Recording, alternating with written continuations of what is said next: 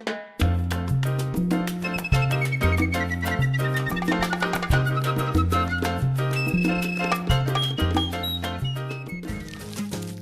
วัสดีครับ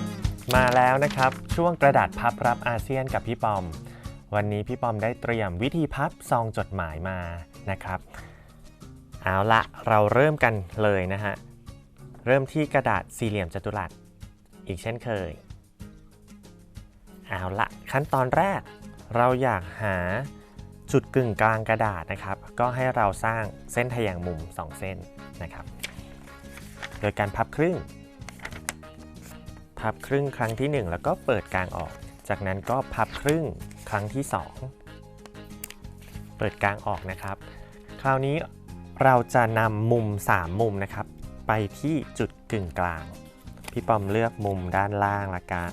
แล้วก็มุมด้านขวามุมด้านซ้าย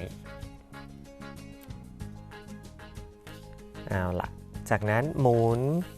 กระดาษมานะครับมุมที่เหลือเนี่ยเราจะไม่พับเข้าไปที่จุดกึ่งกลางนะครับเราจะพับขึ้นมาชนขอบด้านบนจากนั้นเปิดออกนะครับจากนั้นพับมุมที่อยู่ด้านล่างขึ้นมาชนเส้นที่เราเพิ่งได้สร้างเอาไว้นะครับเส้นนี้เพิ่งพับไปนะครับแล้วก็พับด้านขวาล่างเนี่ยนะครับพับขึ้นมาให้ชนกับเส้นที่เราเพิ่งสร้างไว้เช่นกัน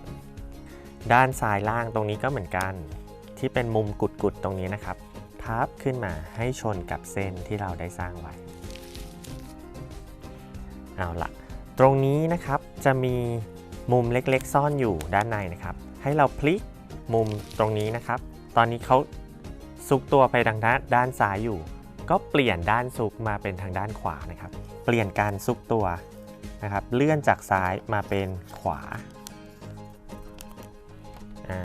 อีกฝั่งหนึ่งก็เหมือนกันนะครับตอนนี้เขา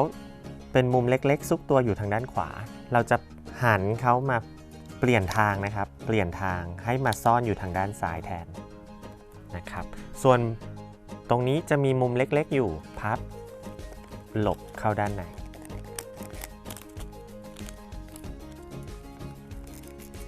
กลายเป็นรูปสี่เหลี่ยมนะครับเล็กๆเป็นตัวที่เราจะผนึกซองจดหมายได้นะครับเอาละจากนั้นก็พับ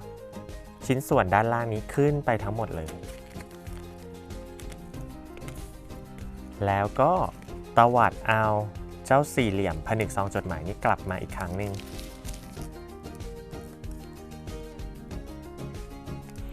เอาละจากนั้นให้เราหันกลับไปทำส่วนด้านบนนะครับเปิดมุมด้านบนขึ้นนะครับพับมุมด้านบนมาถึงรอยเส้นที่เราได้สร้างไว้จากนั้นพับครึ่งบนใหม่นะครับไม่ได้ใช้รอยเก่าละพับลงมาให้ถึงเส้นกึ่งกลางแล้วเราก็สามารถที่จะสอดขอบตรงนี้เข้าไปล็อกไว้ใต้ตราผนึกได้ก็เป็นอันเสร็จเรียบร้อยแล้วนะครับซองจดหมายในแบบของกระดาษพับรับอาเซียนเอาละครับสำหรับวันนี้นะครับเวลาก็หมดลงแล้วนะครับพบกับพี่ปอมใหม่ได้ในสัปดาห์หน้าสำหรับวันนี้สวัสดีครับ